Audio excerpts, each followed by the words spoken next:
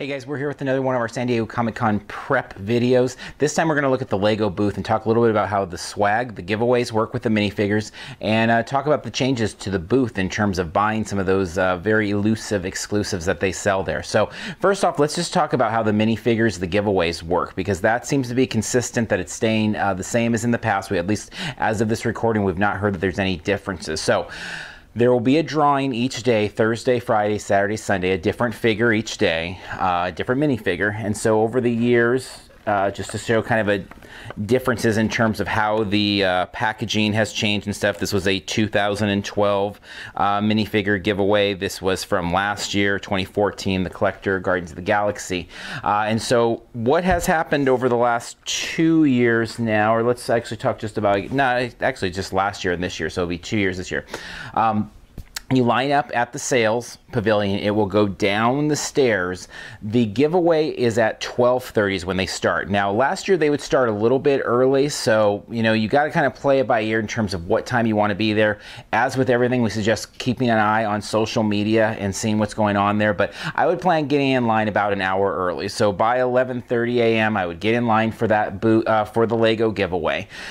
Thursday, Friday, Saturday, Sunday, different figure each day. Looks like it's going to be limited to about 1,500 pieces, okay? So you'll line up down the back of sales. It will bend around the back going towards the Marriott, the Hyatt, all that way. A couple times last year, it seemed like it stretched all the way almost to the Hyatt, maybe past that by the time 12:30 hit. So again, want to get there a little bit earlier than that, obviously. Again, we'll target around 11:30 for us. Then they'll start letting people go, and what will happen is as the line moves, they'll check your badge, scan it, make sure, because it's only one time per person. You'll make your way up the stairs through the queue, and ultimately you'll get you an iPad. And when you get to the iPad, if it's the same as last year, you'll hit the button and it will either be what they did last year. It was Liam Neeson's character from the Lego movie, Good Cop, Bad Cop. And if it's a good cop, you win a minifigure and they'll hand you one of these minifigures. And if it's bad cop, you didn't win anything. It's totally anecdotal, but in the giant group of people that were around us and watching the people, you know, the 30 or 40 in front of us and the 20 or so behind us, it really seemed like it was about a 50-50 draw. So it could be totally different this year. It could have been totally different last year. Not sure what to tell you there. All I know really to tell you on that front is just get in line, get up to the front, hit the button and see if you win or not. Now, it's very simple in that way. If you are looking to trade the Lego minifigures, that can get complicated because obviously some are more coveted than others. So for example, last year we had the Lord of the Rings one. We had 2 of them. We wanted to trade one. No one was really interested in that. So you're always free to tweet us and we can retweet it and see if anybody will be interested in helping you out that way. But you probably want to plan on whatever figure you're lining up for is probably going to be the figure that you get. Now, let's talk a little bit about how the exclusives are working, because that's the big difference, and that's why we're even doing this video. In the past, we've kind of lumped Lego into the booths that we just don't bother with because it's such a crazy situation at the booth. It's usually capped in our experiences, even if you're one of the first people in line to the exhibit hall floor on any of the mornings. But they're doing away with the old plan. You know, is the constant circle around the booth and people elbowing each other trying to get in to get these exclusives has gone away, and they're using a system which is actually very simple, similar to what they do with the minifigures. So in this case, you'll get in line in the morning. Now, the big debate will be what time to get in line in the morning. 7:30 is when they said that they're going to start the process of letting people in to draw to see if you might get the opportunity to buy something. Hard to say. It really is hard to say. When you look at, like right now, the Action Comics exclusive is limited to 144, the Dagobah set 177. They're very limited.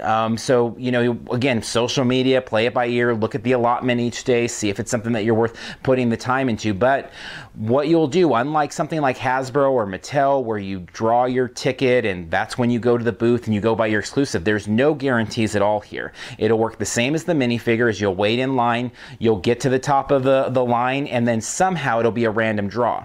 Now I'm guessing they're going to just use replicate what they've done with the iPad system. Since they've used that for the minifigures, why not just use that for the tickets as well? So you could wait in line for a couple hours, get in line 5:30, 6:30, and get to the front and not get anything. Or you could get there at whatever 7:15 and make your way to the front and, you know, draw the lucky number. Regardless, you'll get one opportunity a day. And so you can check out at sdccblog.com. They're keeping track of all of the exclusives there for everything. But Lego, they've got a great article. It's all very simple and put together there, whether it be the minifigures or the exclusives as they're announced. Lego has a tendency to announce things all the way into the week of Comic-Con from past experiences, so don't be surprised if there's even something announced as late as preview night. So again, monitor social media, see if anything changes along the way. Really think it's a big improvement to the system right now. You know, a week out from Comic-Con, we'll see. Just because it seems like it gives a much wider group the opportunity. I'm never a fan of random draws. This is a really rare case where I think a random draw is an improvement to the current situation. But unless they're going to up, you know, which I'd love to see them up the amount of exclusives that they have there, you know, to do 1,000 sets each day or whatever, because there's definitely the demand. But obviously that's not their thing. They want to keep it super limited.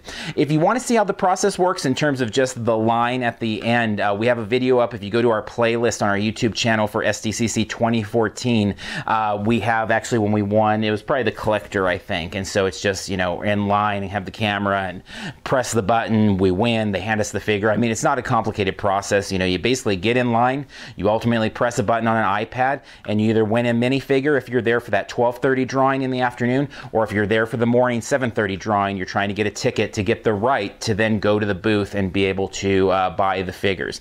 You can count in both cases that you won't get multiple turns. I'd say even if you were very first in line for any of them and you didn't get a winning ticket, by the time you got back in line and worked your way out, there's no doubt that they'll be gone by then. So that being said, other booths, you know, back in the Blackest Night figures and things like that with graffiti, that was something that could work. You know, there's a couple times we drew a bad ball, you know, a ping pong ball type thing, and got back in line and worked. Don't think that's going to happen with Lego. So good luck.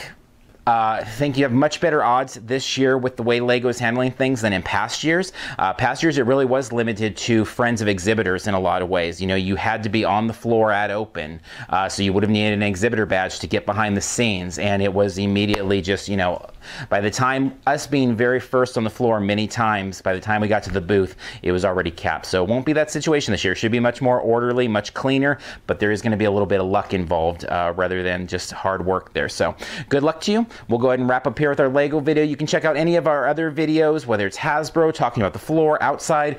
We've got a bunch of stuff on our YouTube channel that you can check out for San Diego Comic-Con 2015 preparation. Also, we've got our podcast on iTunes and Stitcher. You can check out, we've got 3 podcasts there right now, all about kind of the behind the scenes of the best tips for you to have a great San Diego Comic-Con. So we'll go ahead and wrap up here, and until next time, we'll see you in line at Lego.